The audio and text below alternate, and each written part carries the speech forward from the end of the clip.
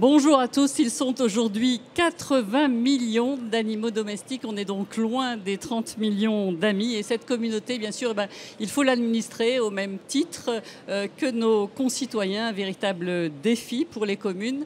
Mais est-ce aussi un gage de cohésion sociale et de qualité de vie?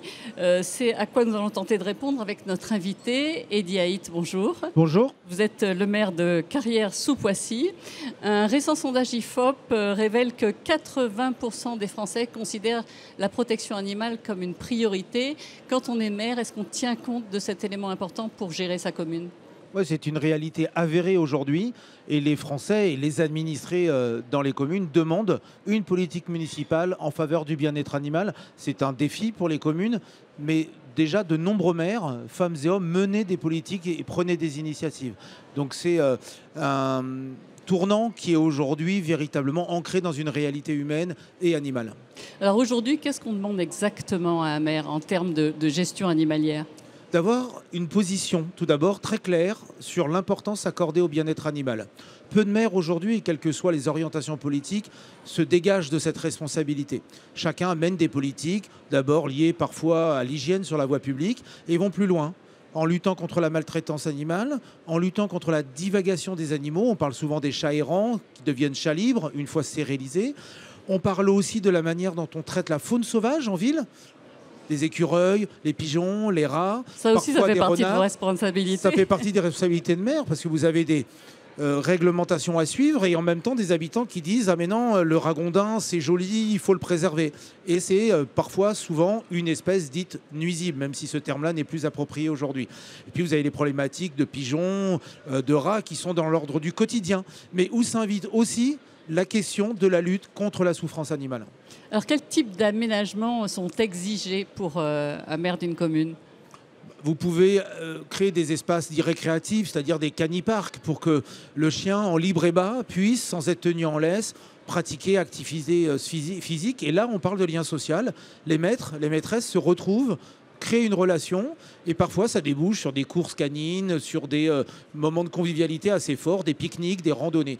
Donc ça contribue quand même à créer du lien social. Il y a des labels sur ces questions-là ? Alors vous avez des régions qui ont pris l'initiative en PACA, mais un des plus emblématiques est celui de la région Île-de-France avec le label Ville Amie des Animaux. Puis vous avez des organisations reconnues comme L214 qui reconnaissent par des points, un système de grille, des engagements de collectivités locales. Et vous avez aussi la Fondation 30 millions d'amis qui accompagne aussi des communes là-dessus. Alors je vous propose de regarder ensemble ce reportage sur un refuge qui a passé une convention avec une mairie. Regardez. Je suis bénévole au refuge des Sulets depuis bientôt 2 ans. On fait les soins le matin dès qu'on arrive. On va nettoyer, donc ça peut être le sol, leur donner à manger comme ça. Donc le matin, ils ont directement à manger, que ce soit les chiens ou les chats. Et après, les chats, on va justement les surveiller un peu l'après-midi aussi, jouer avec.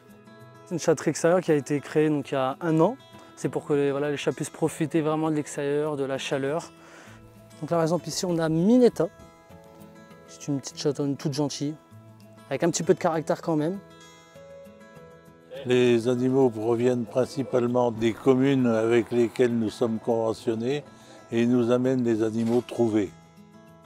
Donc en cette période, quand on a beaucoup de chatons qui rentrent, on regarde le sexe, on leur donne un petit nom, on les vermifuge et ensuite on leur fait un petit carnet de santé pour qu'ils puissent voir le vétérinaire et ensuite être identifiés et vaccinés. On a la chance d'avoir 5 hectares où les chiens peuvent se promener tranquillement.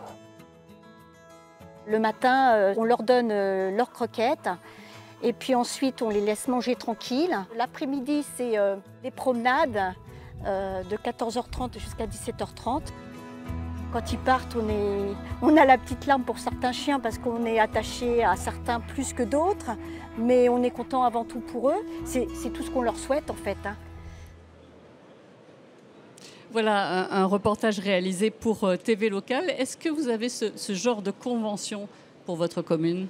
Déjà de belles images qui témoignent quand même de l'engagement de professionnels et de bénévoles pour le bien-être animal avec une chaîne de solidarité à travers ces conventionnements. Ils se multiplient. À Carrières-sous-Poissy, on n'a pas conventionné avec des refuges. Néanmoins, on subventionne un certain nombre de ces installations. On travaille avec eux à faire connaître leurs actions et leurs missions. Et on participe également à des séances de formation avec eux de manière à appuyer leur action. Mais c'est un process de conventionnement qu'il faut encourager et qu'il faut développer. Beaucoup de refuges ont des difficultés financières aussi.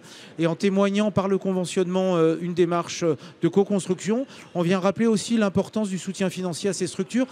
Et sans elles, aujourd'hui, on ne saurait pas quoi faire des animaux qui sont lâchement abandonnés au quotidien dans notre pays. Alors vous avez également un devoir de protection des propriétaires d'animaux. Ça consiste en quoi exactement ? Alors, on travaille beaucoup sur les préventions des risques de morsure aussi, avec un certain nombre d'institutions. À Carrières-sous-Poissy, on travaille avec la protection civile et à travers des professeurs d'éducation canine. Et puis, on informe beaucoup les propriétaires. On leur rappelle leurs droits, leurs obligations. Et on les protège aussi en cas d'agression, évidemment, par un certain nombre d'animaux.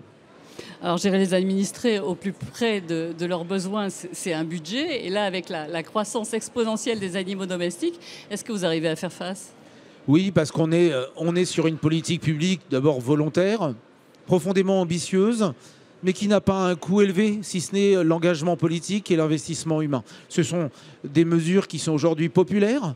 Alors certes, on va dire un canipark, ça coûte cher, mais c'est un équipement public comme vous pouvez aménager une voirie ou rendre accessible un axe de circulation. C'est à penser aujourd'hui dans le développement urbain des communes comme étant une plus-value et un élément d'attractivité pour le territoire aussi. Des habitants à Carrières-sous-Poissy font le choix de venir parce que nous avons une politique en faveur des animaux et des équipements pour cela. C'est déterminant pour vos concitoyens ? Pour certains, ils ont choisi la commune en fonction de la politique publique, commerçants accueillant les animaux, le fait qu'en mairie, nous accueillons également les animaux des agents publics. Sur des recrutements d'agents publics, certains ont candidaté spécifiquement à Carrières-sous-Poissy parce qu'ils pouvaient venir avec leur animal.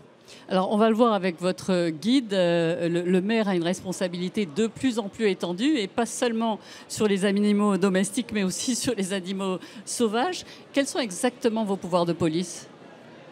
Nous devons lutter contre la divagation. C'est une obligation réglementaire.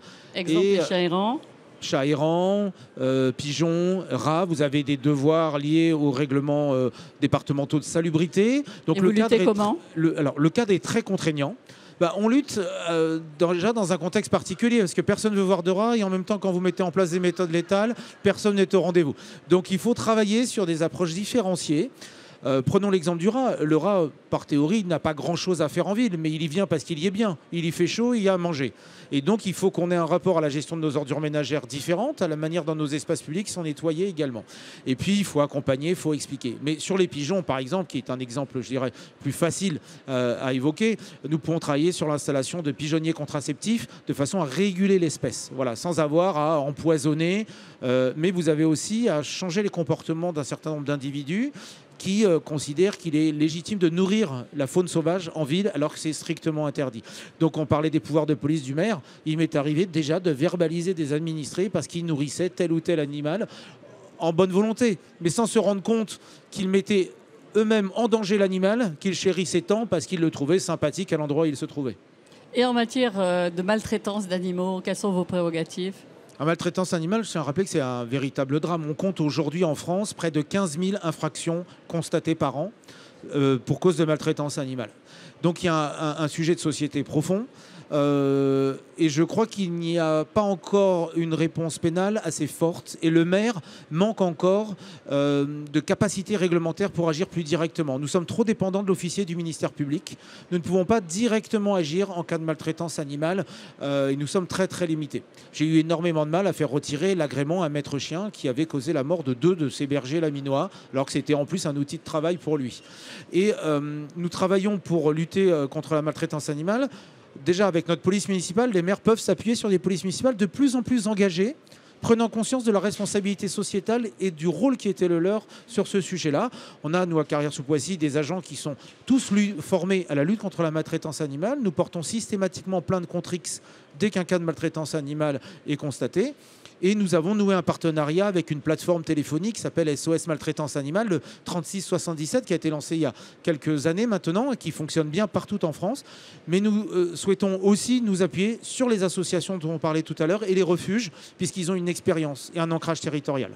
Alors, ce reportage va vous intéresser. Vous allez voir, c'est le cas d'un sauvetage d'animaux maltraités qui a fait intervenir justement la force publique. Regardez.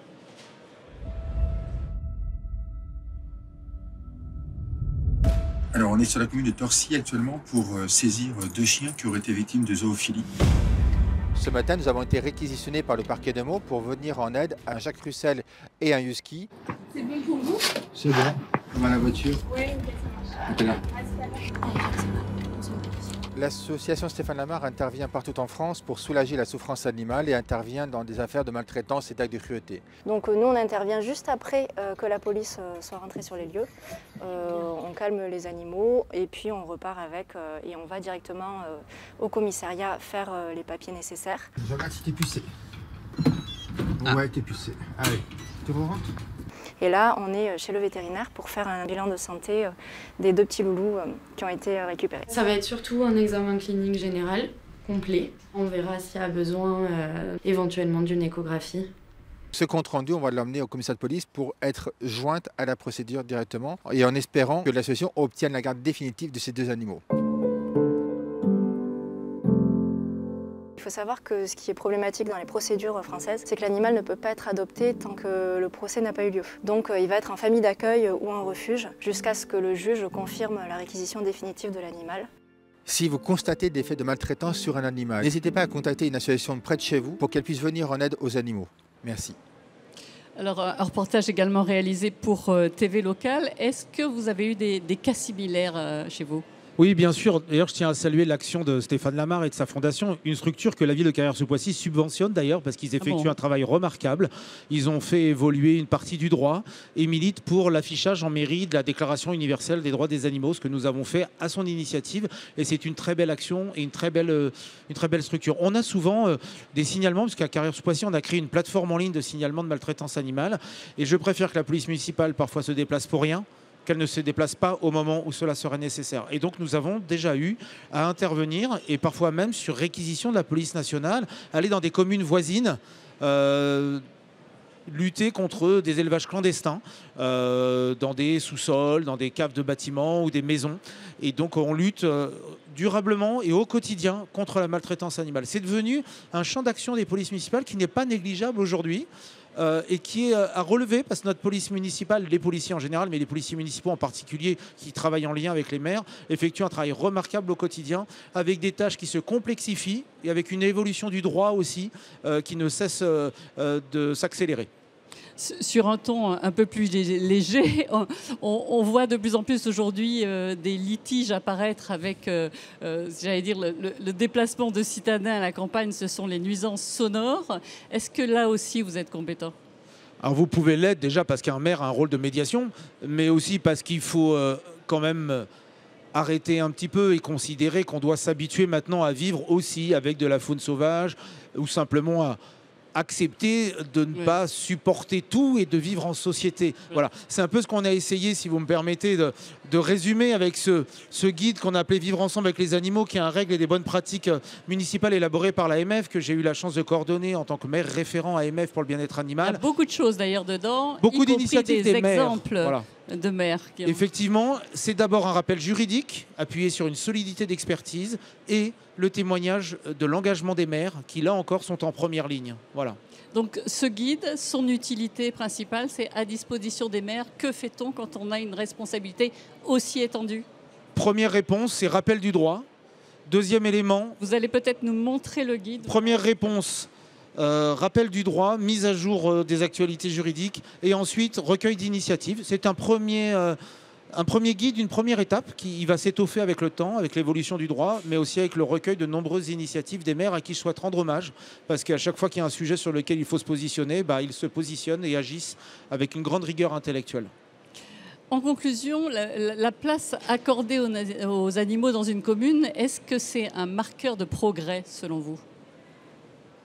Ça n'est en tout cas pas un marqueur de réaction. Donc je suis persuadé qu'il s'agit d'un marqueur de progrès, mais qui aujourd'hui doit devenir plus qu'un marqueur de progrès. Il doit être simplement un marqueur d'une action publique durable et efficace.